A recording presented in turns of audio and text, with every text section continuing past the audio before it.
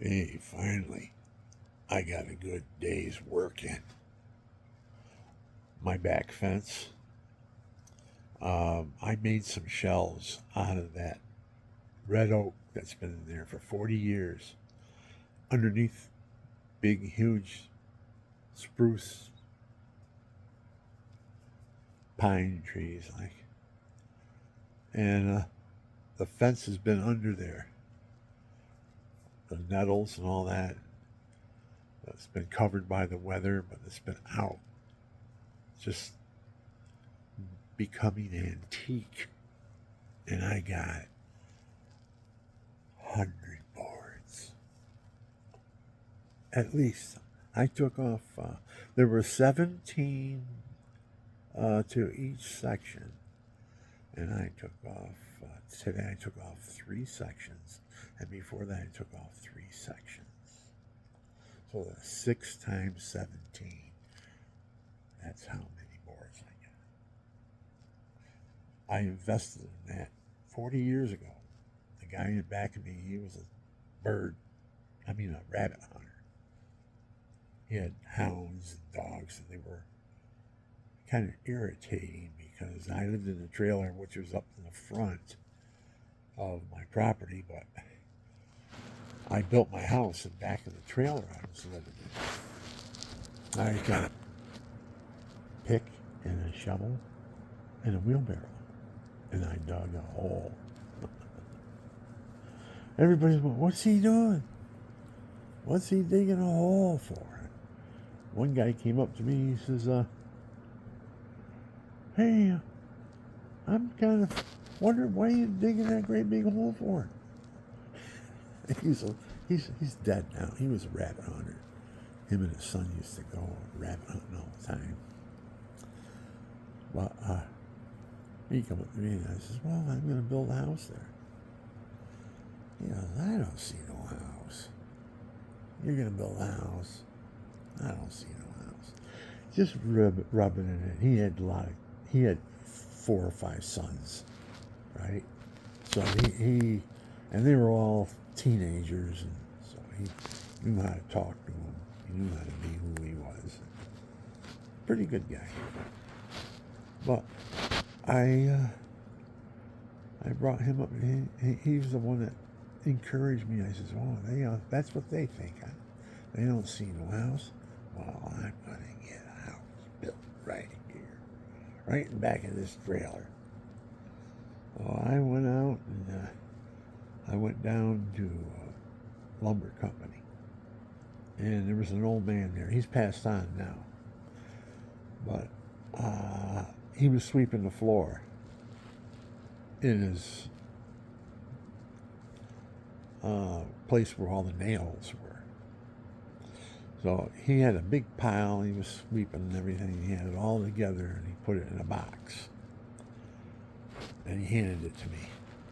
He says, I bet you use this a whole bunch. And that's how we got to be friends. And I said, oh, good, thanks. I'll take this. You know. In other words, he didn't have to go throw it in the garbage. He gave it to me instead. I don't know what they thought. I still get lumber from that company. And he said to me, okay, I'll give you all the materials, and you can have a draw, $45,000, and you buy your materials off of me. Now, if you build that house and you get it financed in 1 year, was the deal. I had to do it all in 1 year. He would give me all the money and everything to build the house. Well, once I built the house, it was twice as much. Because I did all the labor, most of the labor, that is. Now I'm still adding on to it little by little. I'm nibbling away. I'm putting good, nice, solid foundations down underneath my big decks. And then, what's to stop me? I got a solid foundation. 6x6s. The whole thing's framed up in 6x6s. I got a solid core. and it's built, and it's my deck, and it's out there now. It's my wood shop. I don't have to have ventilation in my wood shop. The wood chips fly all over the place. I've got the floor has cracks in it, about that wide, all up and down. So all I do is kick it around, and the sawdust goes down underground, down under my deck. You never even know it's there in the springtime and after the winter or what, because I don't do much out there in the wintertime.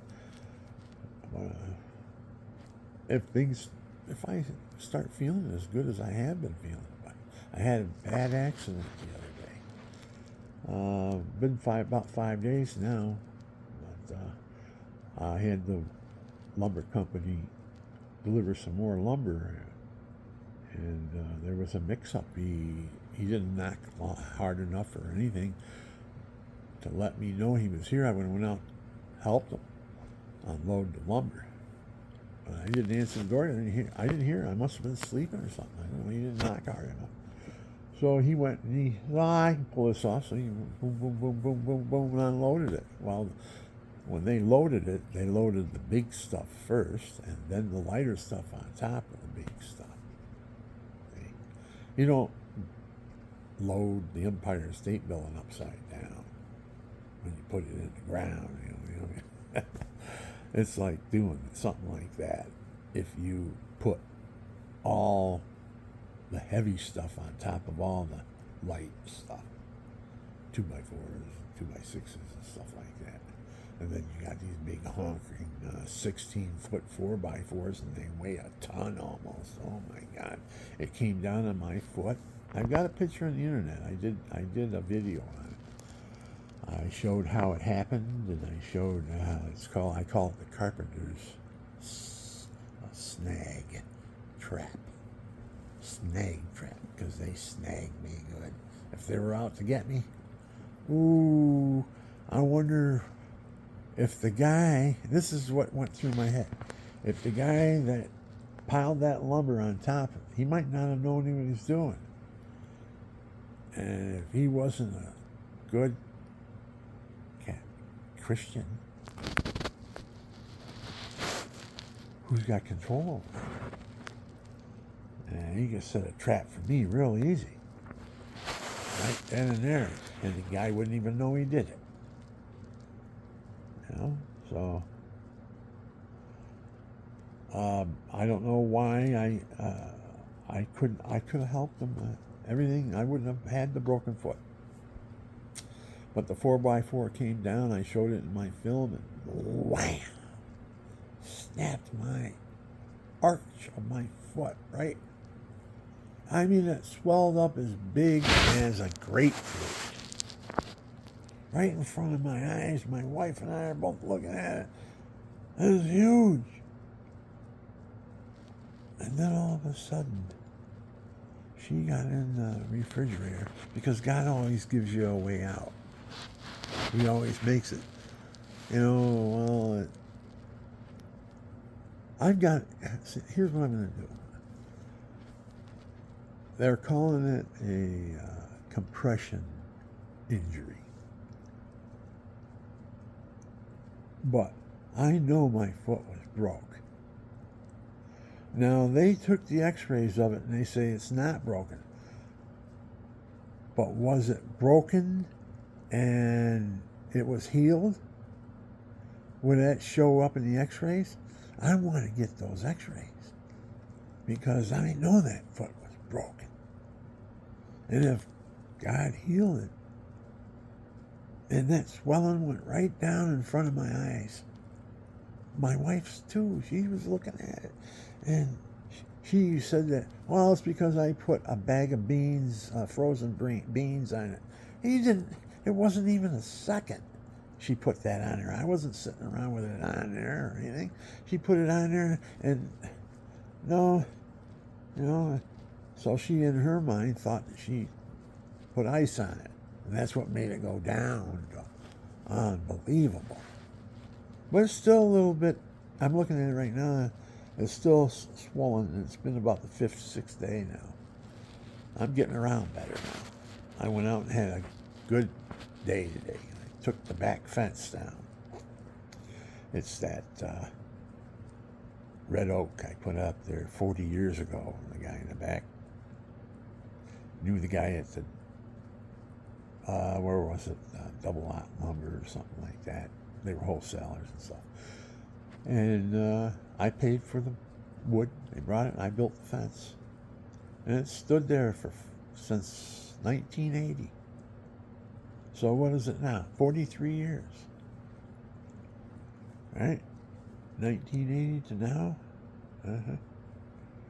Yeah, 43 years ago. Those boards I put on that fence underneath those big pine trees. And they were sheltered every winter when the snow came in or anything like that. No, there was just a mist. You know, they weren't piled up snow or anything like that.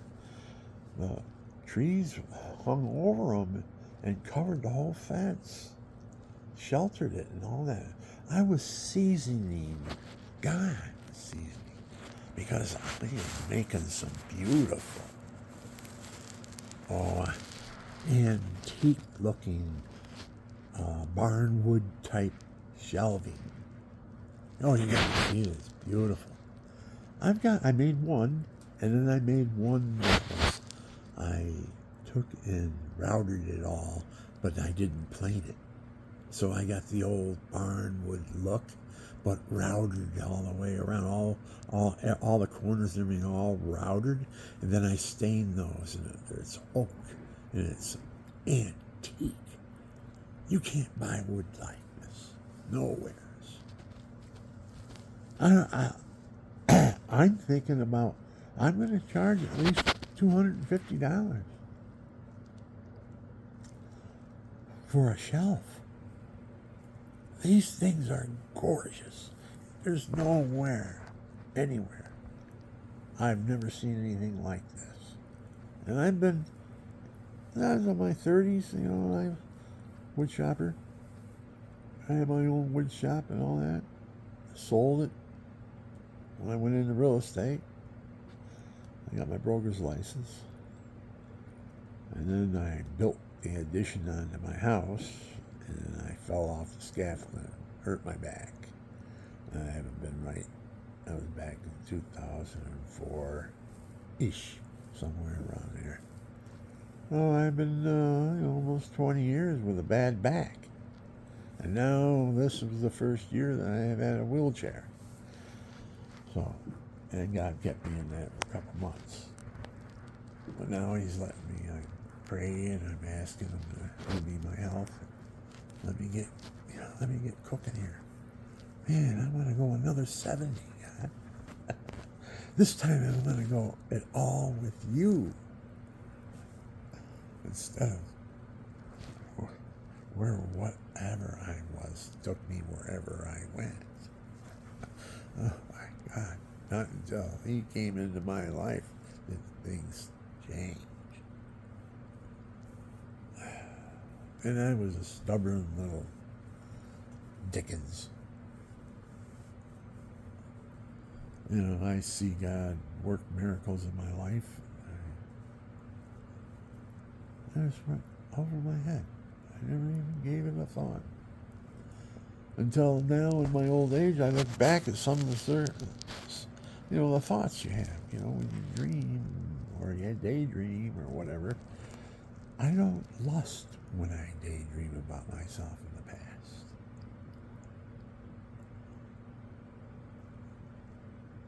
I don't, because everything I did was when I was a teenager. That was anything that was feel embarrassed about in front of God. Alcohol. I wasn't ever a drinker. I couldn't. Alcohol makes me sick. Blech. And I can't stand the smell of it. And they come and you're this close to your father, you know, when he's come home, he's going to give you a lecture at 3 o'clock in the morning. And I'm telling you, don't ever get tattoos. If you get tattoos, you'll be sorry. And then he shows me his tattoo on his arm where he put his ID number on him. U.S. Marine Corps number, blah, blah, blah, blah, blah. I know, I didn't memorize it, but that was his tattoo. He used to point it out to me. He says, don't you ever get one of these. Don't mark your body. That wasn't good advice, really. If I think about it. Because even in the Bible it says, don't mark your bodies. You're the temple of the living God. And if you love God, He dwells in you, your body's got to be pure. Maybe with some scars, but...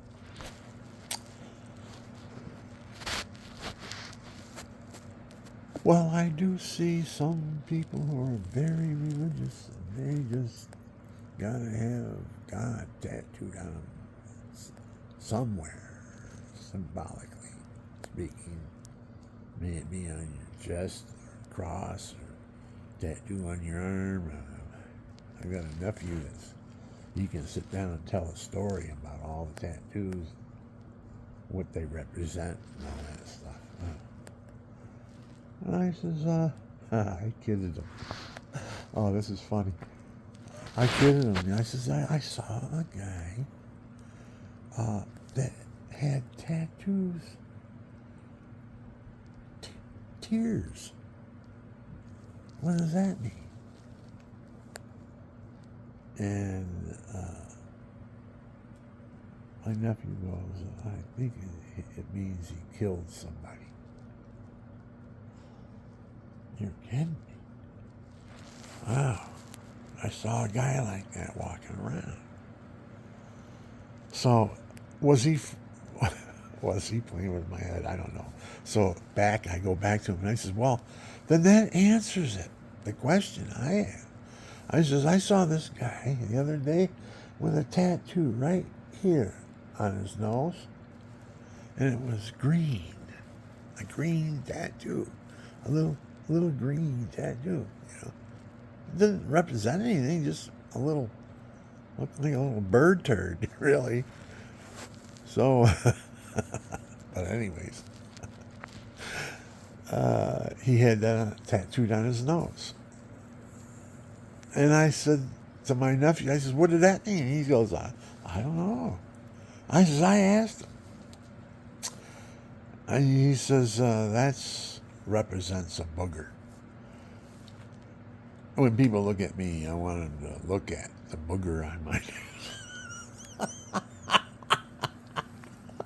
Oh my goodness. To get a laugh. Just to get a laugh, he tattooed a booger on his nose.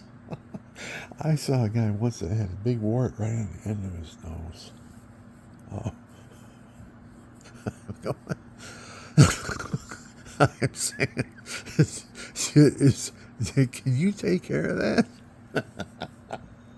It's drawing my attention. I can't focus when you look at me with that nose. That nose. Where did you get the wart on the end of your nose? How does that happen? Oh my goodness.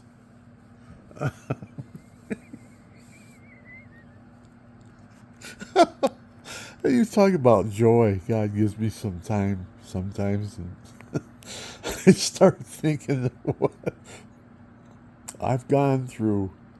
Oh, I'm 73 years old, and I fought every day. I didn't realize that I wasn't going to be in the ring fighting when I was in my 30s and 40s and 50s, 60s and 70s, and I'm going for 80s. Look at me. My eyebrows are still black. I still got a black beard. Kind of like.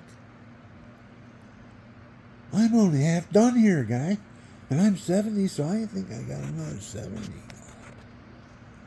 If I can get my weight down, I've lost 125 pounds since, well, it's going on 2 years now. Over 2 years, I've lost 125 pounds. On liquid marijuana.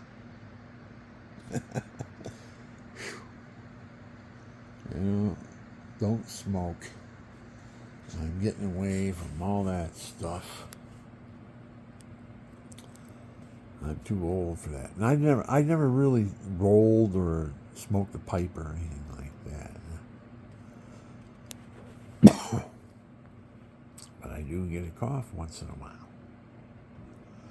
So I went liquid because it takes my appetite away. And a lot of people think, well, no, if you smoke marijuana or something, you're going to eat like a hog. Not so. Not in my case, that is. I take it. I don't abuse it either because I got, I think, I don't know, 7 or 8 mils of it left. That's one of those little eyedroppers filled all the way up, 1 M, and that's what I take. 1.5. Father, Son, Holy Spirit. I say, God, you made THC, and I could take and abuse it. I could go and watch porn or something like that, or get into that life and all that stuff while I'm on it. Or I can come and praise you and sit with you and